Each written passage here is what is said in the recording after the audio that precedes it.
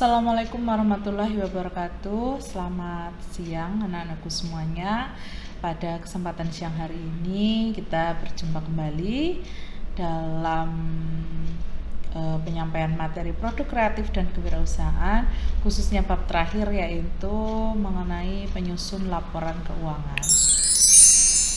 Dasar-dasar laporan keuangan, yaitu laporan keuangan adalah hasil akhir dari proses akuntansi yang akan memberikan gambaran tentang keadaan posisi keuangan, hasil usaha, serta perubahan dalam posisi keuangan suatu perusahaan.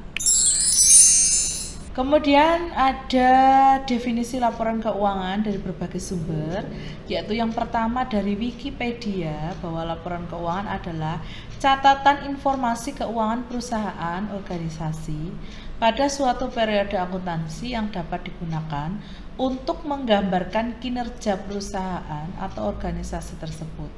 Yang kedua, standar akuntansi keuangan tahun 2009, bahwa laporan keuangan itu adalah suatu penyajian terstruktur dari posisi keuangan dan juga kinerja keuangan suatu entitas.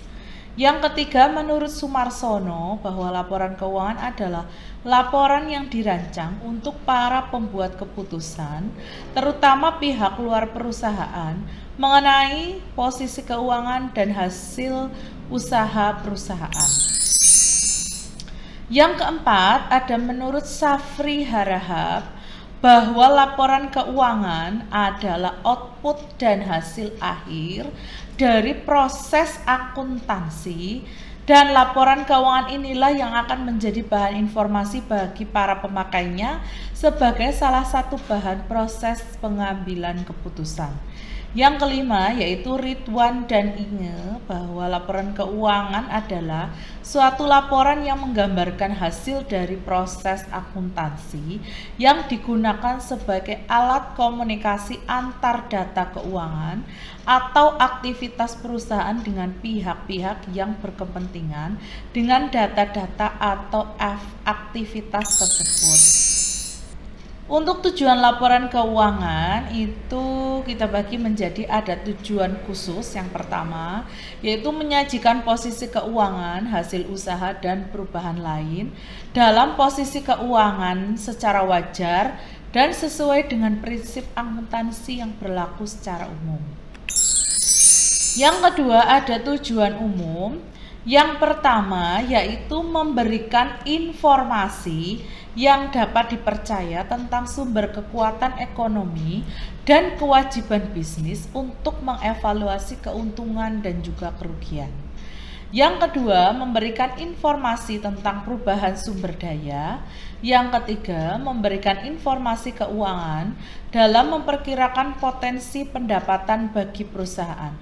Yang keempat, memberikan informasi perubahan sumber daya, ekonomi, dan kewajiban.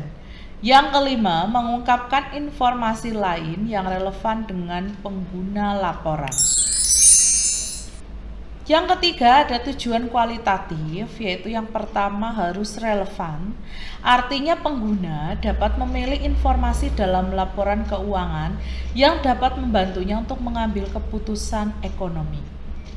Yang kedua, dapat dimengerti, bahwa maksud dari dapat dimengerti yaitu penyajian laporan keuangan harus memberikan informasi yang jelas sehingga pengguna dapat memahaminya.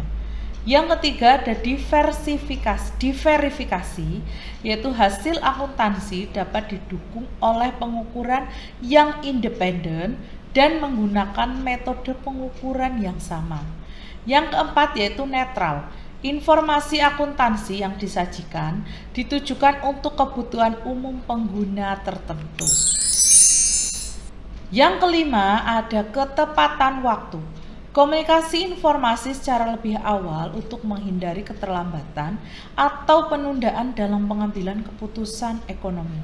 Yang keenam ada daya banding atau komparabilitas yang secara tidak langsung mengandung arti perbedaan-perbedaan yang terjadi seharusnya bukan diakibatkan oleh perbedaan perlakuan akuntansi keuangan yang diterapkan.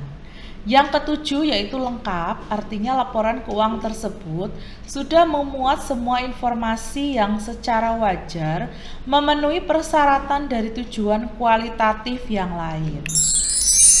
Untuk selanjutnya ada manfaat laporan keuangan, yaitu ada beberapa pihak yang menggunakan atau merasakan manfaat dari laporan keuangan. Antara lain yang pertama adalah investor, yaitu untuk melihat sejauh mana resiko dan hasil pengembangan yang akan didapat jika menginvestasikan sejumlah dana pada perusahaan tersebut. Yang kedua ada karyawan, untuk mengetahui informasi mengenai kondisi keuangan perusahaan dan keuntungan yang didapat perusahaan tersebut. Yang ketiga, bagi pemberi pinjaman, yaitu memungkinkan mereka untuk memutuskan apakah pinjaman serta bunganya dapat dibayar pada saat jatuh tempo.